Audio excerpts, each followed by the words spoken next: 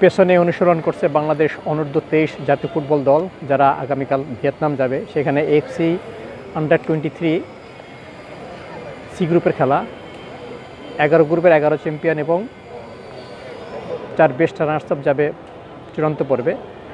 এবার বাংলাদেশ দল আশা করছে এফসি আন্ডার-23 থেকে গ্রুপ পর্ব উতরে ফাইনাল রাউন্ডে যাওয়ার, কারণ জাতীয় দলের 10-12 জন খেলোয়াড় আছেন, প্রবাসী খেলোয়াড় আছেন 4 জন, কিউবা মিচেল, জায়ান আহমেদ, ফাহমিদুল পরে যোগ দেবেন, প্রথম ম্যাচে তাকে পাওয়া যাবে না। এদের নিয়েই কোচের আশাবাদ, আর সেই অনুসরণ চলছে পেছনে, যাদের খেলোয়াড়রা সেই অনুসরণ করছেন।